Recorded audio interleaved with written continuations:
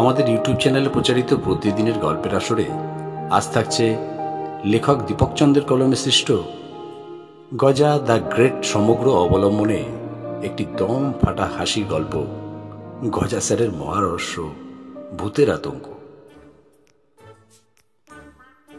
শহরটায় গুজব ছড়িয়েছে বরদা মেনশনে ভূতের উপদ্রব শুরু হয়েছে। এই বাড়িটা বহু পুরনো, শহরের এক প্রভাবশালী জমিদার বরদা মুখার্জির ছিল। লোকমুখে শোনা যায় এক সময় এখানে জমিদারদের বিপুল ধন সম্পদ ছিল, কিন্তু আজ আর কিছুই নেই। বাড়ির বর্তমান মালিক নিরঞ্জন মুখার্জি বিদেশে থাকেন, আর দারোয়ান পঞ্চানন একা এই বিশাল বাড়ি পাহারা দেন। কিন্তু হঠাৎ করে শহরে গুজব রটে বাড়িতে রাতে কে যেন শব্দ করে, আলো জলে নেভে, আর মাঝরাতে কার কান্নার আওয়াজ আসে।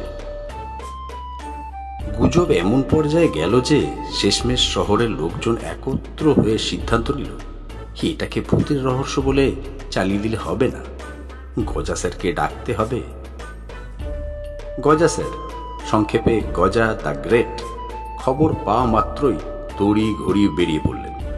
তার হাতে ছিল পাইপ, যেটা তিনি চা খাওয়ার সময় স্টাইল বজায় রাখতে ব্যবহার করেন, আর চোখে ছিল কালো সানগ্লাস, সন্ধ্যাবেলাতেও যাতে গোয়েন্দাগিরির ভাব বজায় থাকে। বাড়ির সামনে এসে গজা স্যার বললেন, ভূত? ভূত বলে কিছু নেই, সব মনের ভ্রম। এই কেস আমি মাত্র 5 ঘন্টার মধ্যে সমাধান করব। লোকজন ততক্ষণে গজা স্যারের বিখ্যাত কথাগুলো শুনতে অভ্যস্ত হয়ে গেছে। তারা জানে এই 5 ঘন্টা মানে পুরো শহরের লোকজন নতুন কোনো হাসির কাণ্ড দেখবে। গজা স্যার তার সহকারী বিল্টুকে সঙ্গে নিলেন। বিল্টু একজন দোকানের কর্মচারী, যার গোয়েন্দাগিরির প্রতি প্রবল আগ্রহ, কিন্তু তার একমাত্র বিশেষত্ব হলো সব সময় ভুল জায়গায় উল্টোপাল্টা প্রশ্ন করা। গজা স্যার, বিল্টু আর কয়েকজন কৌতূহলী লোক ঢুকলো বাড়ির ভিতরে। দারোয়ান পঞ্চানন বলল, স্যার, রাতে খুব অদ্ভুত আওয়াজ হয়, মনে হয় কেউ গুম গুম করে হাঁটছে। হ্যাঁ, আবার কখনো কখনো শোয়ার ঘরের আলো নিচে থেকে জ্বলে ওঠে।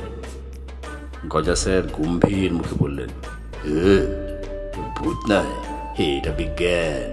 ভূতেরা বিদ্যুৎ বিল দেয় না, বুঝেছিস? পঞ্চানন কাঁপতে কাঁপতে বলল, স্যার, আমি তো এখানে 20 বছর আছি, কখনো এমন হয়নি, কিন্তু গত 7 দিনে প্রতিদিনই হয়েছে।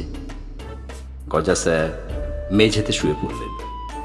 বিল্টু হতভম্ব হয়ে বলল, স্যার, আপনি কি করছেন? গজা স্যার চোখ বন্ধ করে বললেন, আমি মেঝের ভাষা পড়ছি। পঞ্চানন বলল, স্যার, ভূত তো আকাশে থাকে, মেঝেতে নয়। গজা স্যার উঠে বসে বললেন, তাই তোর সমস্যা। ভূত যদি আকাশে থাকবে তাহলে মেঝে কাঁপে কেন? সবার মাথা চক্কর খেল। রাত বাড়তে লাগলো। হঠাৎ সবাই শুনতে পেল ঠক ঠক ঠক, গুম গুম গুম।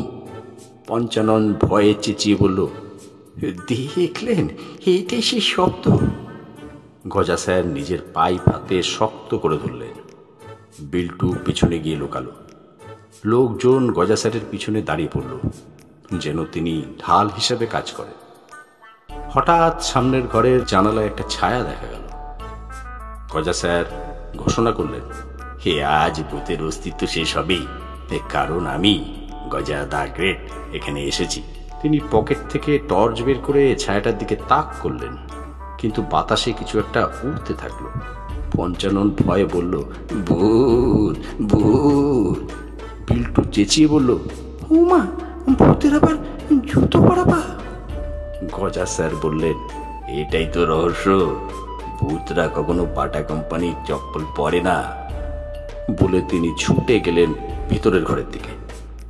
ঘরের ভিতর ঢুকে সবাই চমকে গেল। একটা লোক মুখোশ পরে পালাচ্ছে। গজা স্যার হুঙ্কার দিলেন, এই দাঁড়া, তোর ভূতগিরি শেষ। বিল্টু দৌড়ে সামনে গিয়ে ধরল লোকটাকে। মুখোশ খুলতেই সবাই অবাক। সে আর কেউ নয়, বিনোদ ঘোষালের ভাইপো গুড্ডু ঘোষাল। গজা স্যার গম্ভীর মুখে বললেন, হ্যাঁ, আমি আগেই বুঝেছিলাম ভূত বলে কিচ্ছু নেই। এটা নিশ্চয়ই কোনো মানুষের কাজ। গুড্ডু ঘোষাল চাইছিল বাড়ির সবাই ভূতের ভয় পালিয়ে যাক, যাতে সে গোপনে জমিদার বাড়ির গোপন গুপ্তধন খুঁজতে পারে। পঞ্চানন বলল, কিন্তু গুপ্তধন কোথায়? গজা স্যার বললেন, গুপ্তধন নেই, কিন্তু ভূতের গুজব ছড়িয়ে জমি দখলের প্ল্যান ছিল। গুড্ডু মুখ কালো করে বলল, স্যার, আপনি কিভাবে বুঝলেন? গজা স্যার পাইপে ফু দিয়ে বললেন, ভূতদের কখনো চপ্পল পড়তে দেখিসনি? আর ভূতরা মোবাইলের আলো দেখে চমকায় না। আমি দেখেছি, তুই আমার টর্চের আলো দেখে ঘাবড়ে গেছিস। এটাই তো চরম প্রমাণ। লোকজন উল্লাসে ফেটে পড়ল। গজা স্যার ঘোষণা করলেন, এইবার কেস ক্লোজড। গজা স্যারের এই বুদ্ধির খবর ছড়িয়ে পড়ল, আর শহরের লোকজন সবাই মিলে বলল, গজা স্যার থাকলে ভূতেরও ভয়। গজা স্যার গম্ভীর মুখে বললেন, হে, আমার বুদ্ধি একেবারে সারল। ব্যোমকেশ আর ফেলুদার মিশ্রণ। এবার কি কেউ একটা ভালো চা দেবে? সবাই হাসতে হাসতে পুড়ে গেল। গল্পটা শুনে ভালো লাগলে নির্দ্বিধায় লাইক, কমেন্ট এবং শেয়ার করুন। একটা লাইক তো আশা করতেই পারি। শুনতে থাকুন, ভালোবাসতে থাকুন। নিয়মিত নতুন নতুন গল্প শুনতে আমাদের YouTube channel one day suspense আজই সাবস্ক্রাইব করুন।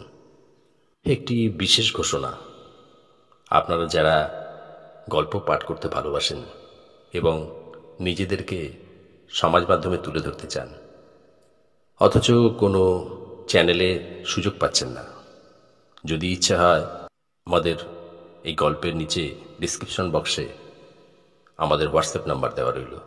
আপনার ইচ্ছা প্রকাশ করতে পারেন। ধন্যবাদ।